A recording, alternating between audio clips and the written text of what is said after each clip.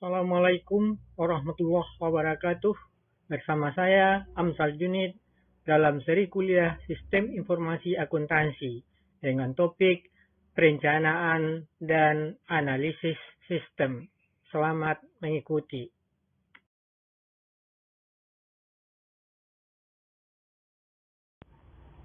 Dalam pengembangan sistem ada tersedia beberapa pendekatan. Pertama, pendekatan top-down, yaitu pendekatan di mana proyek pengembangan diarahkan dari atas.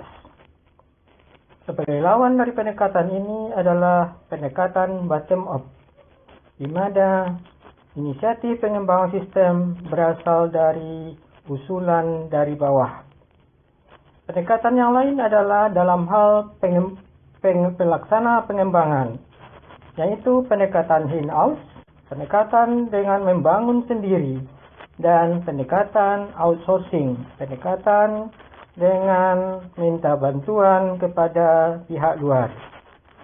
Selanjutnya ada pendekatan re-engineering, yaitu pendekatan yang fokus kepada proses operasional. Dan ada lagi yang disebut dengan pendekatan prototyping. Dengan pendekatan prototyping, pembangunan sistem tidak dimulai dengan perencanaan dan perancangan secara rinci, tetapi pengembang sistem langsung mengembangkan prototipe sistem. Prototipe sistem ini kemudian akan diuji coba bersama user dan diperbaiki berdasarkan usul, saran, dan reaksi user. Dalam pengembangan sistem akan dilalui langkah-langkah yang spesifik, dan setiap langkah akan menghasilkan output yang spesifik pula.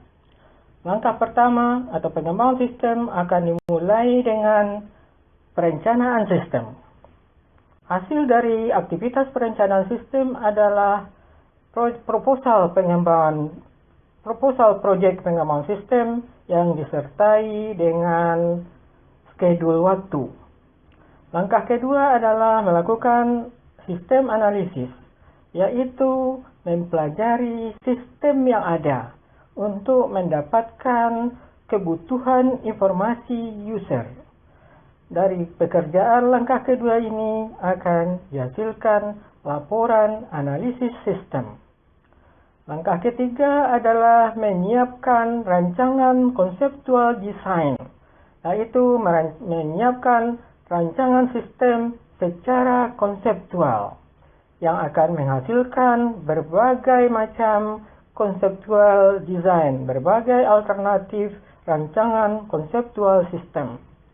Dilanjutkan dengan langkah keempat, memilih alternatif-alternatif yang tersedia dan akan dihasilkan laporan pemilihan pendekatan sistem. Setelah selesai pekerjaan langkah pemilihan rancangan sistem, akan dilanjutkan dengan rancangan rinci sistem yang akan menghasilkan definisi rancangan sistem. Jadi di sini sudah tersedia rancangan sistem yang rinci. Dari rancangan sistem ini nanti akan diimplementasikan atau diterapkan yang akan menghasilkan sistem yang sudah selesai dan terdokumentasi. Setelah selesai sistem yang didokumentasikan tadi akan diuji dan diterapkan dalam operasional.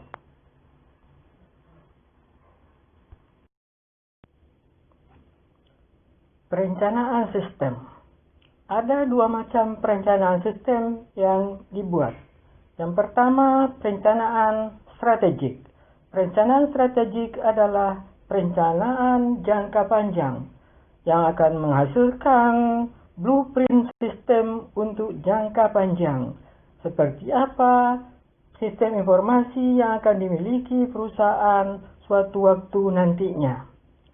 Perencanaan yang kedua adalah perencanaan project system.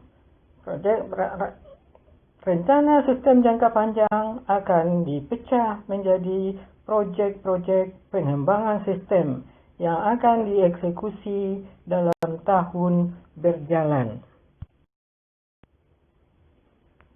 Perencanaan proyek sistem. Dalam perencanaan proyek sistem akan dimulai dengan merumuskan proyek, menyiapkan project definition, dan kemudian dilanjutkan menyiapkan proposal project. Dan setelah project proposal disetujui, akan dimulai project, menginisiasi project dengan membentuk project team.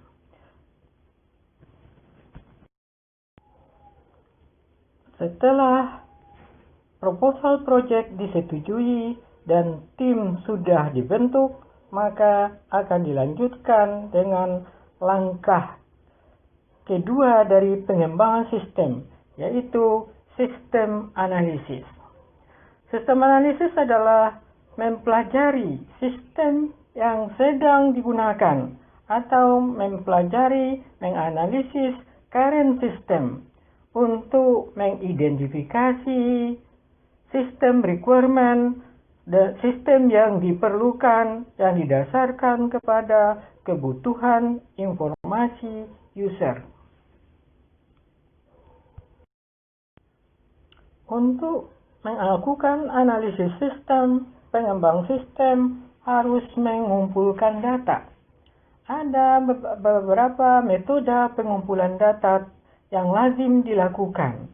Yang pertama, dengan melakukan interview kepada pihak-pihak yang berkepentingan.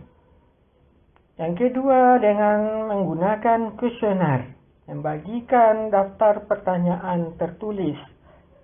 Dan yang ketiga, melakukan observasi untuk mengamati lingkungan sistem dan tingkah laku user. Yang keempat, mengumpulkan dan menganalisis dokumen, dan bisa juga dengan menganalisis formulir-formulir yang digunakan. Demikian, Assalamualaikum warahmatullahi wabarakatuh.